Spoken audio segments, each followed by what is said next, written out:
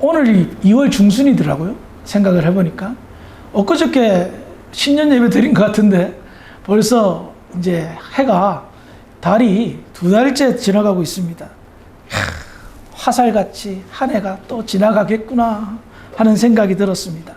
가는 세월 누가 막을 수 있겠습니까? 그런데 가는 세월 속에서도 믿음을 가진 사람이라면 화살같이 빠른 삶의 여정 속에서 분명한 의미를 부여하는 삶을 살아야 된다는 거예요. 그래서 오늘은 이것을 중심으로 함께 말씀을 나눌 텐데요. 우리 예수님 33년이라는 짧은 인생을 사셨고 3년이라는 아주 짧은 공생의 사역을 하셨습니다. 그런데 우리 예수님 저희보다 훨씬 일찍 돌아가셨잖아요. 그 짧은 인생을 사셨을 때에 예수님은 무엇을 중심으로 사셨을까요? 어떤 인생을 목표를 해요? 의미 있는 인생으로 사셨을까요? 그것이 방금 우리가 읽은 본문 내용 가운데 나와 있는데요. 그 의미와 은혜들을 함께 나누어 보도록 하겠습니다. 먼저 마태복음 8장 14절 15절을 읽어볼까요? 시작.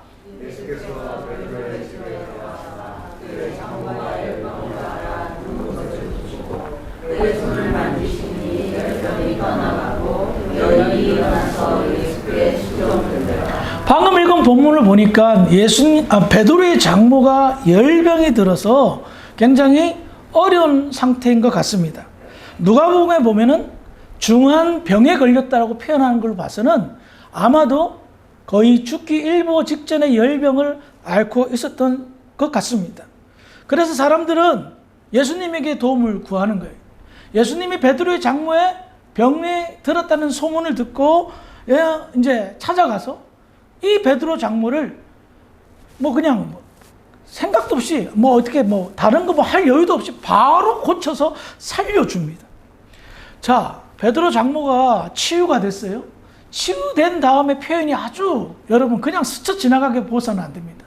장모가 병에서 완치가 돼서 한 일이 뭡니까? 예수님을 수종 들더라. 여러분 이거 꼭 각인시키고 여러분 오늘 말씀과 연관시켜야 됩니다. 수종 들더라. 수종 들다는 이 표현 어떤 표현입니까? 종이 주인을 섬긴다 할 때 이런 표현이죠. 신하가 왕을 모신다 할 때의 표현이 이 수종 들더라라는 표현입니다. 죽다 살아난 베드로 장모가 예수님을 이렇게 섬겼단 말입니다. 자, 일단은 이 대목은 이렇게 여기서 마무리하고요. 예수님의 인생이 이것과 무엇이 연관이 되어져 있으며 또 베드로 장모는 또 어떤 의미가 있는가는 마지막 마무리 부분에서 제가 설명을 해드리겠습니다. 자, 그런데 베드로 장모가 열병을 치유한 사건은 우리에게 귀한 교훈을 주는데 그 교훈과 연계된 이야기가 다음 구절에 있습니다. 마태복음 8장 16절입니다. 시작.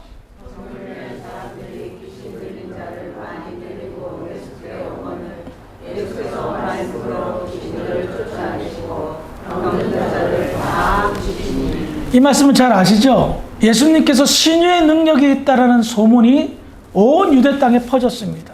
그래서 예수님이 머무는 곳에는 항상 귀신 들린 자 그리고 병든 자가 찾아왔습니다. 예수님이 거처하는 곳을 찾는 것이 진짜 제1의 어떤 그런 순서였어요. 근데 그때가 어느 때였습니까? 예수님이 거처하는 곳을 찾았을 때는 이미 예수님이 저문 때, 즉 좀 집에서 쉬셔야 할 때였습니다. 쉬셔야 될 날이 저문 그 시간에도 사람들의 발길이 끊이지 않았던 거예요. 귀신 들린 자, 각종 병든 자들이 예수님을 찾아왔는데 예수님은 쉬지 않고 힘들다, 귀찮다, 그만하자라는 소리 없이 그 찾아온 사람들을 다 일일이 고쳐주었습니다. 이 모습을 곁에서 지켜보고 있었던 마태복음의 저자 마태는 예수님의 이런 모습을 다음과 같이 이야기합니다. 마태복음 8장 17절입니다. 시작.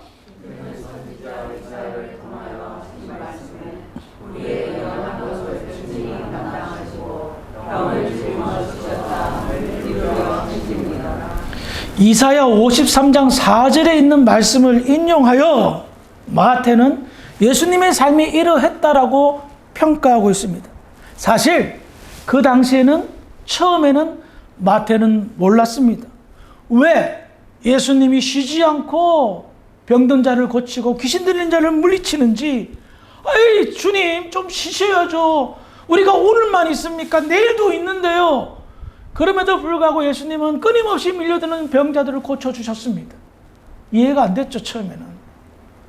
초인적인 힘을 발휘하면서 하시는 그 모습, 피곤한 모습이 분명히 역력하게 보이는데도 그들의 의를 만져주시고 고쳐주시고 위로하시고 치유하시는 그 모습이 처음에는 이해가 안 됐는데, 나중에 성령의 충만함을 통하여, 성령의 깨닫게 하심을 통하여 예수님이 왜 그렇게 하셨는지를 비로소 깨달은 다음에 마태복음을 저술하면서 이렇게 이야기했던 겁니다. 아, 그래서 그러셨구나. 병든 베드로 장모를 고치시고, 귀신 들린 사람들의 귀신을 내쫓아주시고, 수없이 찾아온 병든 자들을 실은 기색 없이 피곤하지만 힘드시지만 다 고쳐주신 이유는 단 하나, 말씀을 이루시기 위해서였던 겁니다. 예수님의 3년간의 공생의 그 스케줄을 학자들이 일일이 다 조사를 해봤습니다. 그래서 이구동성으로 내린 평가가 뭔지 압니까? 살인적인 스케줄이었다라고 평가합니다. 짧은 3년이라는 그 기간 동안에 예수님은 어마어마한 초인적인 힘을 발휘해서 그 사역을 감당하셨던 거예요. 이유가 뭡니까? 말씀을 이루기 위해서. 당신에게 예언된 그 말씀을 성취하기 위해서 예수님은 바쁘게 사셨던 겁니다. 예수님이 이렇게 힘을 다하여 자신의 모든 체력을 다 소모하면서 쉴 틈 없이 바쁘게 살았던 이유는 단 한 가지, 말씀을 이루기 위해서였던 겁니다. 그러면 말씀을 이루기 위한다는 것이 무엇을 의미합니까? 구약 성경에 예수님을 누구로 예언하고 있습니까? 메시아, 우리의 구원자로 예언하고 있습니다. 그래요. 예수님은 말씀을 이룬다는 그 말은 뭐냐? 메시아임을 증명하기 위해서 사셨던 겁니다. 내가 성경이 약속한, 하나님이 약속한 하나님의 아들 메시아다, 구원자다 라는 사실을 증거하기 위해서 말씀을 이루는 삶을 사셨던 겁니다. 그런데 예수님께서 말씀을 이루기 위해서 사셨는데, 그 말씀을 이루기 위한 삶 속에는 다른 어떤 숨은 뜻이 숨겨져 있습니다. 다시 한번 그 숨은 뜻을 찾아보겠습니다. 마태복음 8장 17절 시작.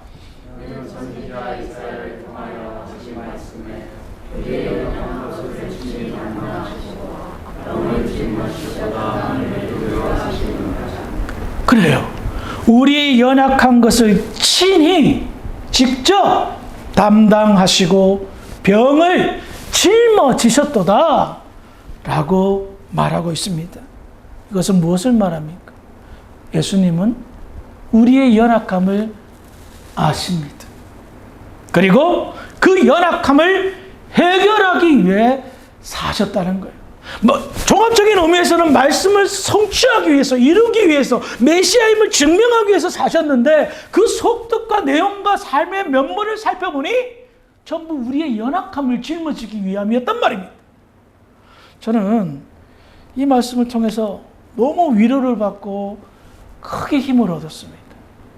세상에 강한 사람이 어디 있어요? 아무리 강한 사람이라도 그 삶의 면모를 보면 그 안에 연약함이 있고, 그 안에 부족함이 있고, 그 안에 해결하지 못하는 일들이 수두룩합니다. 강한 척 하는 것뿐이죠. 주님은 아셨습니다. 우리의 연약함, 우리의 부족함을. 그래서 짊어지기 위해서, 친히 직접 짊어지시고 담당하기 위해서 이 땅에서 사셨던 겁니다. 기억하십시오. 주님은 주님을 위해서 사시지 않았습니다. 하나님의 영광을 위해서, 말씀을 이루기 위해서, 그 안에는 우리의 연약함을 위해서, 친히 담당하시기 위해서 사셨던 거예요. 기억하시기 바랍니다. 연약하시죠? 힘드시죠? 부족한 거 많죠? 주님께 맡기시길 주의 이름으로 부탁을 드리겠습니다. 그게 예수 믿는 사람의 특권입니다. 우리의 연약함 해결할 수 없습니다. 세상에 많은 사람들, 가진 거 있는 사람들, 누리고 있는 사람들, 그 안에 면모를 보면 연약함이 있습니다.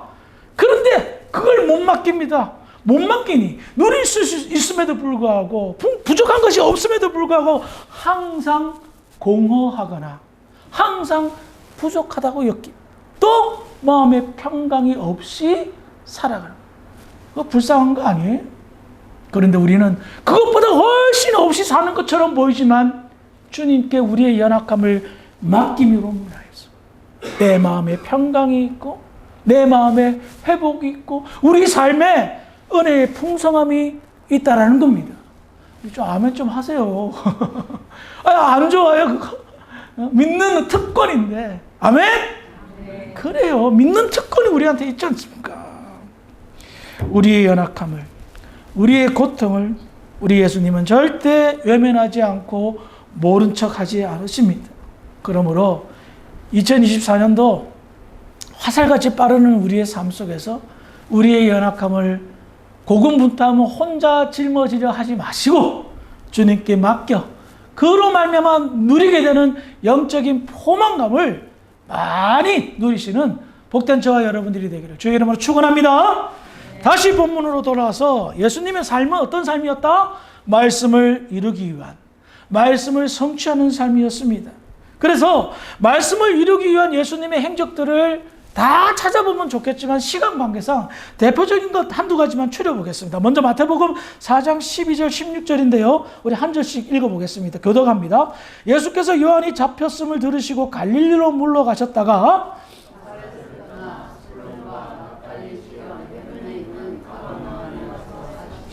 이는 선지자 이사야를 통하여 하신 말씀을 이루려 하심이라 일렀으되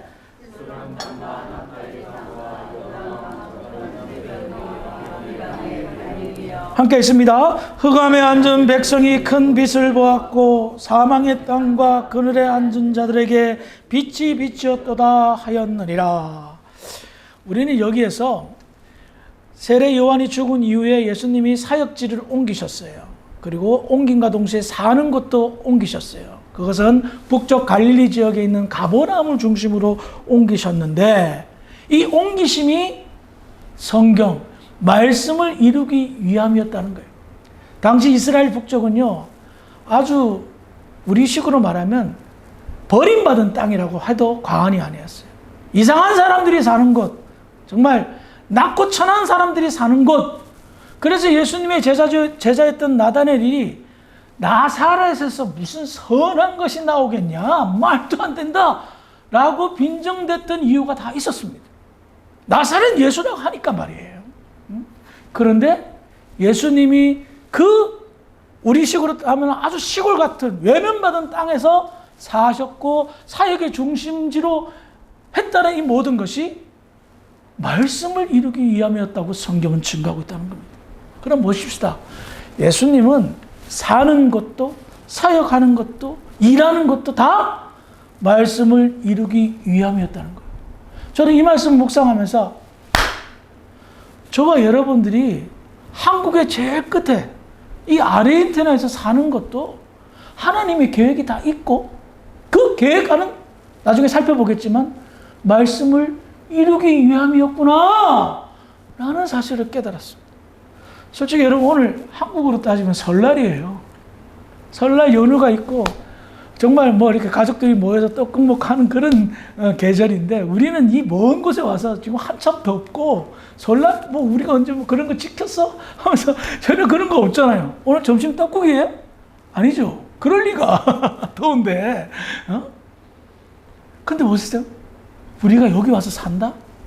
여기서 털을 닦고 자식을 놓고 자식에게 또 사업을 기업을 물려주고 여기서 교회 다니며 신앙생활 한다? 여러분 그냥 쉽게 생각하지 마시기 바랍니다. 하나님의 원대한 계획은 말씀을 이루기 위함이었다는 사실을 기억하시기 바랍니다. 다시 본문으로 돌아와서 요한복음 19장 30절입니다. 시작.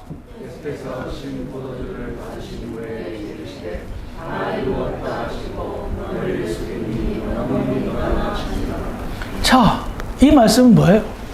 예수님이 돌아가시기 직전 마지막 숨이 끊겨지기 직전에 하신 말씀입니다. 다 이루었도다. 뭘요? 말씀을. 자기에게 예언된 그 말씀을 다 이루었다라고 하며 생을 마감하십니다. 그러니 여러분 한번 생각해 봅시다. 예수님의 인생을 살펴보니 처음부터 마지막까지 뭐다? 말씀을 이루는 삶을 살았다는 거예요. 그럼 우린 여기에서 한 가지 퀘션 마크. 예수님이 그렇게 사셨어. 그러면 당연히 우리도 그 삶을 따라가야 되는데 우리의 인생은 어떻게 해야 말씀을 이루는 삶을 살까? 어떻게 사는 것이 말씀을 이루는 삶일까? 우리는 질문하지 않을 수가 없습니다. 그 답을 사도 바울의 고백에서 찾을 수가 있는데요. 골로새서 1장 25절부터 29절입니다. 우리 한 절씩 교독해 보겠습니다. 내가 교회의 일꾼 된 것은 하나님이 너희를 위하여 내게 주신 직분을 따라 하나님의 말씀을 이루려 함이니라.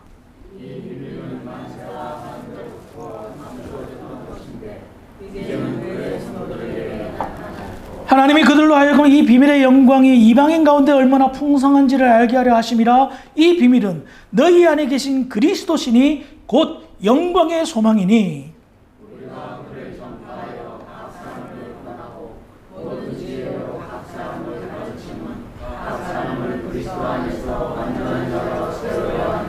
함께 있습니다.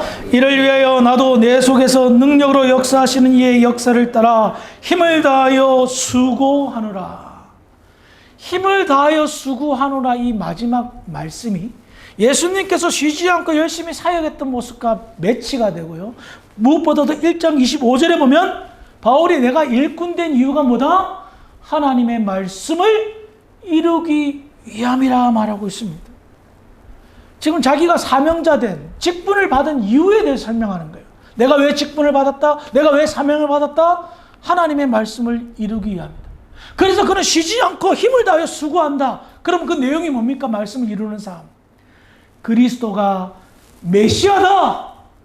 예수님이 하나님이다. 예수님이 구원자다. 라는 사실을 증거하는 것이 말씀을 이루는 삶이다 라고 말하는 겁니다. 그래서 우리는 이와 같은 교훈을 통해서 한 가지 깨닫게 됩니다. 우리가 예수님처럼 말씀을 이루는 삶이 어떤 삶일까? 가장 근본적인 게 뭐다? 예수님이 메시아라는 사실 믿습니까? 좀 덜 안 믿는 분도 계신가? 다시 한번 질문할게요. 예수님이 나와 저와 여러분의 구원자시다. 믿습니까? 네. 그거 보여주는 삶이라는 거예요. 그게 말씀을 이루는 삶이라는 겁니다. 여러분, 지금까지 여러분들 수십 년간 신앙생활하면서 귀가 따갑게 들으셨을 거예요. 말씀에 순종하세요. 성령 충만하세요. 그 이유가 뭡니까? 여러분들이 이 세상에서 복받게 하기 위해서 물론 있겠죠. 그러나 그것은 아예 전혀 일부분이라는 거예요. 말씀에 순종하고 성령 충만한 이유는 하나님이 그들로 하여금 이 비밀의 영광이 이방인 가운데 얼마나 풍성한지를 알게 하려 하심이라. 우리가 그를 전파하여 각 사람을 권하고 모든 지혜로 각 사람을 가르치면 각 사람을 그리스도 안에서 완전한 자로 세우려 함이니. 즉 말씀을 성취하기 위하라는 거예요. 내 삶 속에서 하나님이 계획한 그 말씀, 예수님이 우리의 구원자 메시아라는 사실을 알려주기 위하여 말씀에 순종하고 성령이 충만케 한다라는 겁니다. 그래서 여러분, 제일 초반부에 제가 베드로 장모가 죽을 병에 걸렸어요. 근데 고침을 받았어요. 그건 무엇을 말해요? 새로운 인생을 살았다는 거죠. 새로운 삶이 이제 시작된 거예요. 죽었다가 살아났으니. 근데 새로운 인생을 산 베드로 장모가 한 일이 뭐예요? 수종들더라. 앞서도 표현했죠. 종이 주인에게, 신하가 왕에게 하는 그 표현을 사용한다는 거예요. 이것은 무엇을 말합니까? 그 여인이 예수님을 메시아임을 증명하는 삶을 살았다. 다시 말하면 말씀을 성취하는 삶을 살았다 라는 것을 증거하고 있다는 거예요. 마태복음은 예수님이 왕으로 오신 하나님, 그것을 중심으로 하여 전개해 나갑니다. 그래요. 베드로 장모는요, 죽다 다시 살아났습니다. 그 위로 그녀는 예수님을 수종드는 삶을 살았습니다. 근데 그것이 예수님이 나의 메시아, 우리의 구원자 되심을 증거하는 삶이었던 거예요. 그러니 이 표현을 가볍게 봐서는 안 되는 것입니다. 말씀을 이루기 위한 삶이었던 겁니다. 예수님이 하나님의 아들입니다. 하나님의 그 놀라운 구원의 축복을 이루기 위하여 십자가에서 돌아가셨습니다. 그 은혜와 그 사실을 우리가 체험하고 알고 있기에 그것을 증거하는, 하나님의 나라의 영광과 영생의 축복을 증거하는 그 삶, 그것이 바로 말씀을 이루기 위함이라는 겁니다. 예수님은 짧은 인생을 사셨습니다. 그리고 바쁘게 사셨습니다. 시간 가는 줄 모르고 사셨습니다. 그럼에도 불구하고 목표는 정확했습니다. 말씀을 이루기 위한 삶이었습니다. 바울은 세월을 아끼라 라고 권면합니다. 세월이 참 빨리 지나갑니다. 이제 2월 휴가철이 끝나면 금방 3월달 돌아오고 부활절 시작되고 이러면 또 2024년도는 화살처럼 총알처럼 지나가게 될 겁니다. 세월이 너무 빨리 지나가는 것을 우리가 피부로 느끼고 있는데 우리의 삶을 다시 한번 돌이켜 봤으면 좋겠습니다. 그리고 앞으로도 한번 내다봤으면 좋겠습니다. 지금이라도 늦지 않았습니다. 내 삶 속에서 말씀을 이루는 삶을 나는 살고 있는가? 이것이 여러분들의 인생에 대한 질문이 되기를 주의 이름으로 부탁을 드리겠습니다. 그리고 여러분 인생 누구나 다 마지막에 올 겁니다. 우리 모두가 예수님처럼 다 이루었다 라는 고백이 있었으면 좋겠습니다. 그것이 말씀을 이루는 삶의 증거가 되리라 믿습니다. 화살처럼 빨리 지나가는 이 세월, 우리는 붙잡을 수가 없습니다. 그럼에도 불구하고 우리는 믿음의 사람이기 때문에 의미를 부여할 수 있습니다.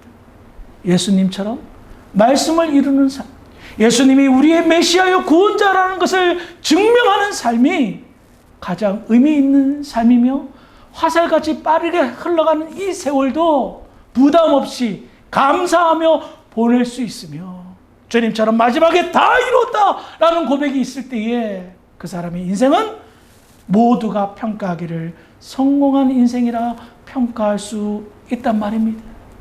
우리 모두 화살같이 빠른 이 인생 휘둘리지 말고 말씀을 성취하는 데 앞장서는 복된 저와 여러분들이 되기를 주의 이름으로 축원합니다. 기도하시겠습니다. 사랑이 많으신 아버지 하나님, 은혜를 감사합니다. 오늘 말씀을 통해서 우리가 살아야 될 목적과 이유를 함께 나누어 봤습니다. 우리 예수님처럼 말씀을 이루는 삶을 살게 하시고 우리 인생 종착역에 다 이루었다는 그 고백, 주님의 고백이 우리의 고백 될 수 있도록 축복하여 주시옵소서. 감사하며 예수님의 이름으로 기도합니다. 아멘.